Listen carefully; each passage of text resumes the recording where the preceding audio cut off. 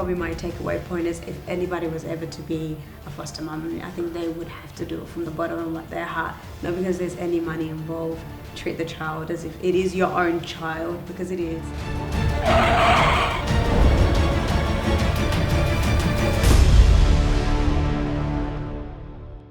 Good evening, everybody. I'm Michael Kuzilny. Tough times never last. Got a beautiful soul on the couch, Fortuna.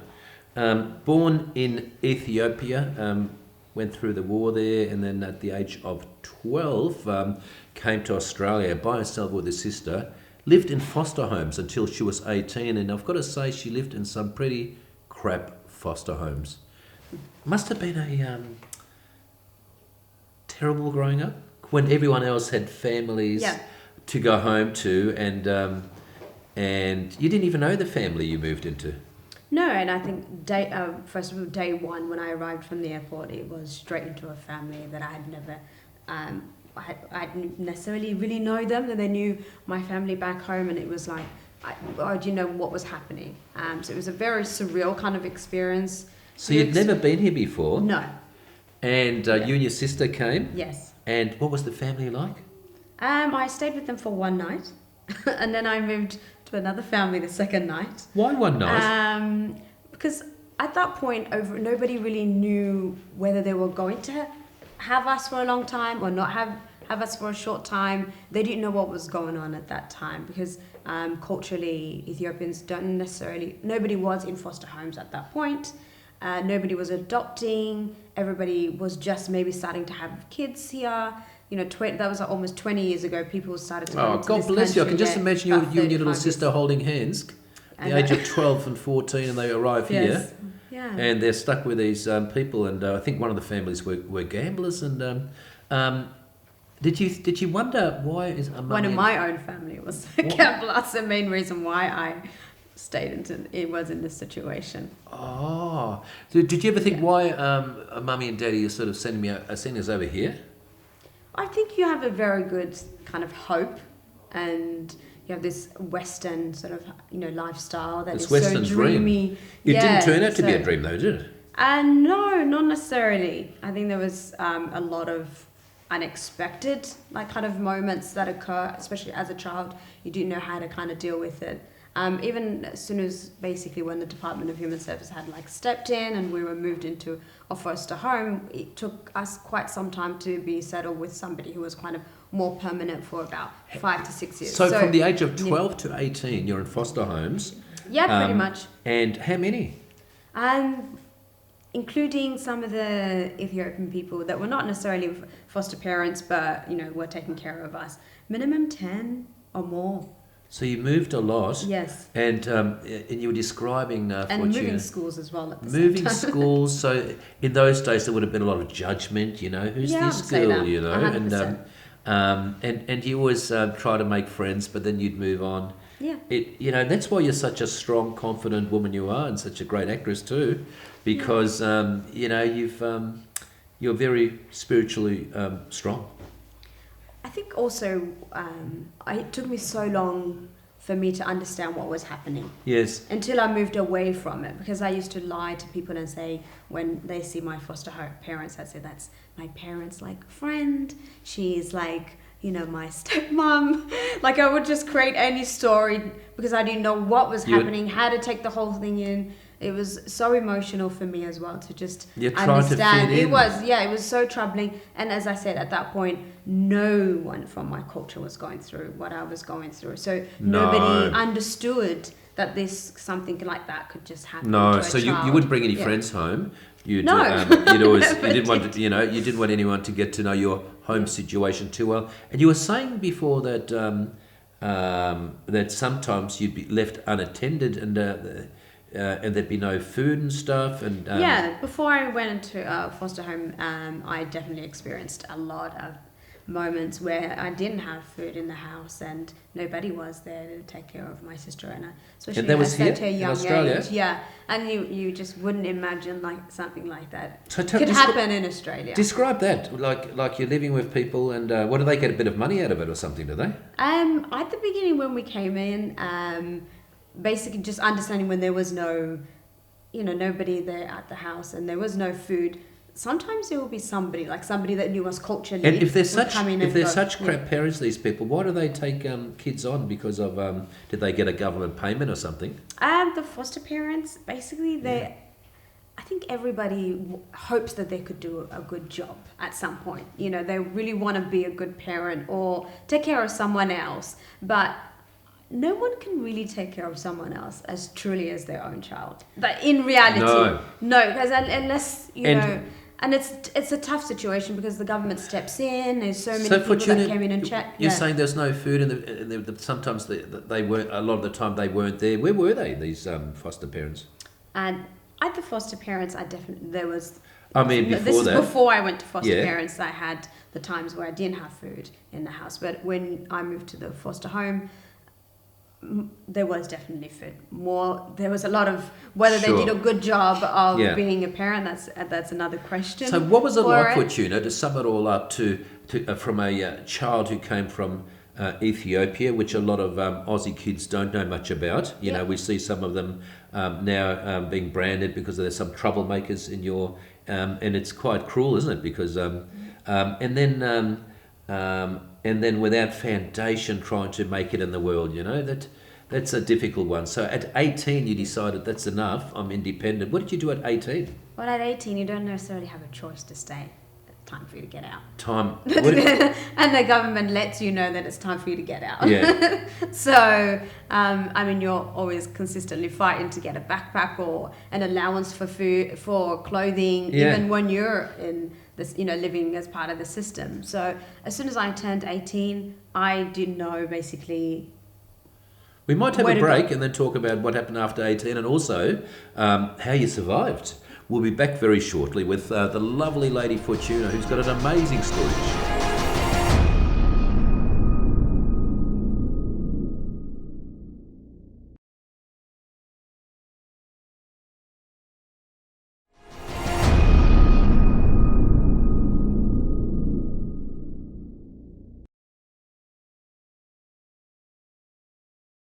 Got a tough lady on the couch. Fortuna came here at the age of 12 with her sister at the airport because back at home there was war, and she was saying that quite often the bombs would come and they'd all dig a hole under their house and hide there, you know. So it was a good time to get out for her and her sister, and but there's a whole bunch of crap families who didn't really do what they were supposed to do. I suppose they got a government handout, and but yeah, difficult growing up, Fortuna, but those are the sort of things that make you stronger, you know.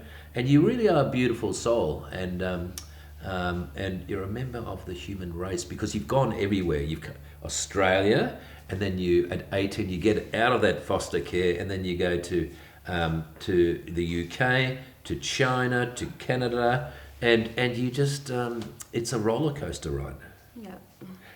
Tell me. Well, I feel like I probably was blessed to be able to have somebody inspire me and then to take that leap and step to get out of. And I feel like I really needed that because it was like such a healing process to be able to just let go of everything that I experienced. Yeah, everything that I experienced in Australia, and to actually see what the world has to offer.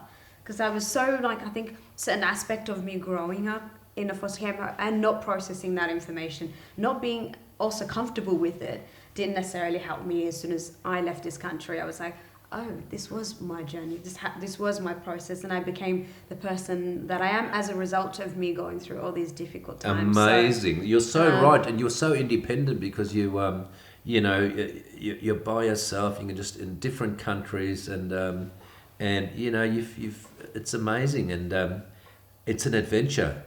And then you decided to come back.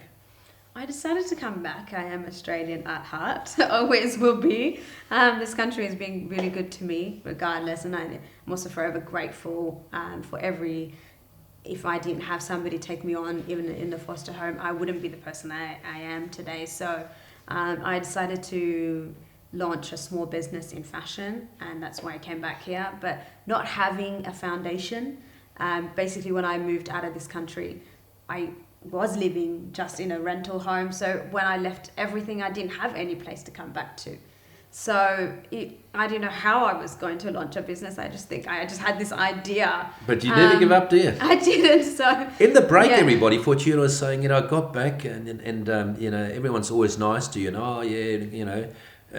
plenty of people, they're nice and everything, but when you're in need, they don't come and help out. She said she was sleeping in their car for extended periods of time. What's it like sleeping in your car? Uncomfortable. Oh my God. So all these people pretend to be nice. And then you go, hello, I need some help. And they go, oh, we're busy, Busy bloody trimming their pubes or something. But so you're in the car for how long? A night or 2 nights or? Oh, I mean, I launched the business out of the car. You launched your designer business out of the small car. business. Basically, when I couldn't find anything that was happening in Melbourne. What sort of car was it though? Was it a nice car? No, it was a rental car to top it all off. Oh. I was renting from state to state. Oh, so you're homeless, you're sitting there and you're going to pay the rent? The rent. And did the rental company call you up? They didn't know that I was living Did they call you up and say, where's the fucking car? Did they call you?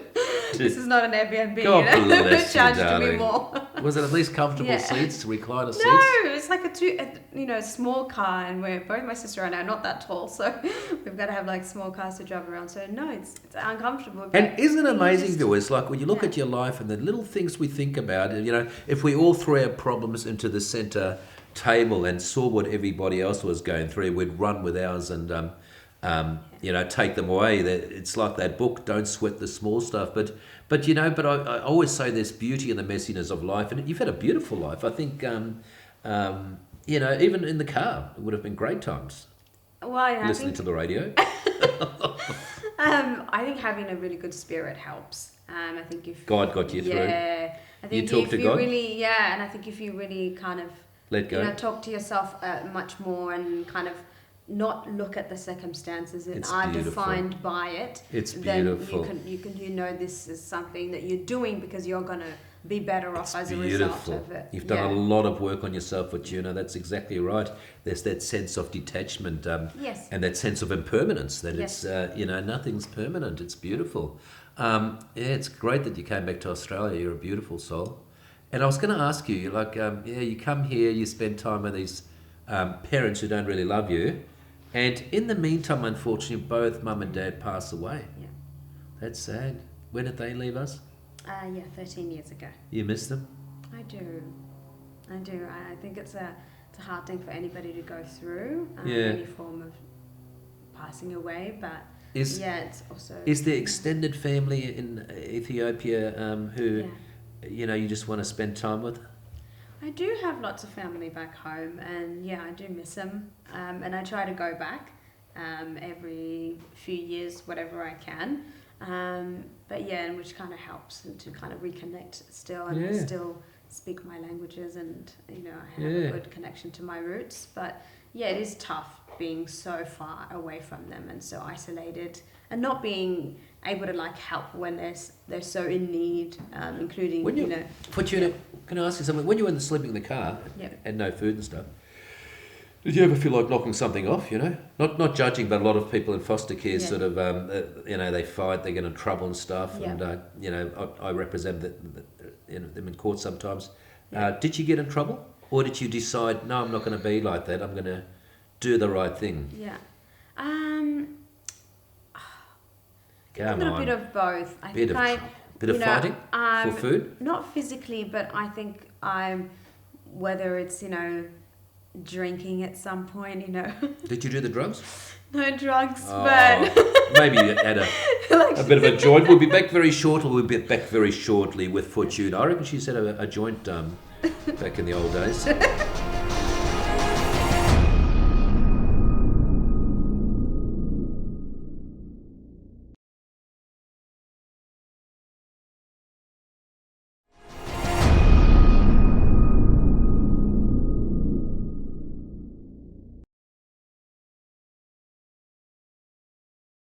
This lovely lady, Fortuna's on the couch, she's so present, and she's been through so much, and I really do think it's not the soft times in life that makes us stronger, but it's those difficult times. She's come here as a young child and lived with families who didn't really love her, and mum and dad then passed away, and she travelled the world, But yeah, such independence. And God was always there with you. Faith is important, isn't it? I do. I wake up in the morning and I very important. I think that thoughts we think, and we all go through difficult times. But I systematically forget about those, and I just think about the beautiful things. I think about my beautiful partner, beautiful children, and my parents still alive, and just for being alive, and just the positive things. And I really do believe if gratitude, the vibrations of gratitude will bring back more good stuff. Whereas if we start thinking about the bills and the difficult times and that, then we become a magnet for more unfortunate circumstances, yeah? Yep, I agree with you. Yeah? And I think I was just speaking to you earlier, like 3 years ago I had this major car crash where I broke my sternum, and unfortunately my sister was in the car. She broke 5 ribs, so that was probably the turning point in my life where I really wanted to prioritize certain things, because as soon as I hit that, I didn't go, it was just like going back into the foster home kind of perspective where I didn't have foundation again. So I was tenting and I was homeless for quite some time. How did the accident happen? We're driving on 80 zone, and it's an 80 zone in Chenside Park, and Fox entered into me, tried to swerve, and it was late at night, and it sounds like a near fatal. Yeah, I mean, we probably both lost our lives nearly. Oh my God, darling! In hospital for a while. Yeah, a few days in hospital, and and a lot of it in agony. It takes some time for the bone to heal. But I think that was probably a very turning point in my life, where I was always very active physically, and so not being able to do certain things, and I learnt how to use my body again. How to have discipline. How long were you? The whole journey of that, recovery from I'm still in recovery. I still go to physiologists. Like 3 years later, believe it or not. Well, God bless that you're here talking to me. Yeah. And after that, you said you're homeless again. Yeah, pretty much exactly. As soon as I had the car accident, I couldn't get out and work. I lost my rental lease. And I had already lost my car was a write-off, so... Isn't it amazing, folks? We're supporting all these different, some good causes, some crap causes, but when there's people in immediate need, there should be something where you don't have to go through all the forms and all the testing and everything, because good people then, in the streets suffering. For the unemployed people, how long it takes to even get on Centrelink. There's testing after testing, but there should be something that, we're such a wealthy country where we can go to, and with not too many questions, we'll help you out, Fortuna. I agree with you. I genuinely do agree that, with you. Everything's so regimented, and it's like they don't give one single crap, and at the end we stop asking because it's too systematic, isn't it? Yeah. I mean, also it's sort of sometimes designed, if you're doing the worst of the worst, you're taking drugs and you're abusing certain things, then you might be able to get some support. But if you're genuine, I think at some point when I was trying to get help and I was trying to launch a business, if you can try and launch a business, then you probably don't need much help. So I think that the psychology behind it can be changed 100%. It has to be simplified when people are definitely in need of it. Are you happy? Yes, I am. Do you like Australia? I love Australia, yes. Did you like school? Yes. You did like school? I did love school. Beautiful. Did you like your foster parents? All of them? They had done some good jobs. And, I'll tell you a little story. As soon as I came back after my travelling journey, when I didn't have anywhere to go to, I called one of my foster parent, ex-foster mum, and I said, can I rent a room from you? And she said, I have a garage. You can rent my downstairs garage. Anyways, going into details, the garage is what I rented with my sister, where her car was in the garage as well, living in the garage, and then paying her rent as well at the same time. So you could just tell the relationship, how it evolved in time to come. So I think my probably my takeaway point is, if anybody was ever to be a foster mum, I think they would have to do it from the bottom of their heart, not because there's any money involved. treat the child as if it is your own child, because it is. Do not treat them any different to your own child. That's Fortuna, you're a beautiful soul. I've just Yeah. realised the type of person you are. Yeah. You don't talk bad about people. You always you're a good finder. You always I find the think good. I like to put the attention on me, because I think the idea is that this whole thing is happening for me and to me. And so my growth is the most important thing. This is so powerful. Yeah. What I was going to ask you is, you've learned so many things in your time. What are the plans for the great lady over the next 12 months, 5 years? Hopefully. I have so much pressure being 30, not having a partner or children. And then everybody keeps telling me your eggs are running out. I don't know if they are running out. I don't know how long we have before we have kids as What's women. wrong? And what's wrong with being happily single? You know, when 1 and 2 relationship is breaking up anyway. Ideally, I would like to be with somebody that I'm genuinely happy with, and hopefully have a family of my own and have a good career as well. Fortuna, let me say this. Industry. You know, if any bloke who's single watches this interview and hears you, that we'll have give me a call. thousands of people calling, and there'll be like perfect match. Thank you very much for coming on. God bless you, darling. Thank you so much for having me. You're Thank such you. a decent human being, and you're such a decent audience. Love and best wishes. What a great inspiration. It's all impermanent, isn't it? We'll see you next week. Good night.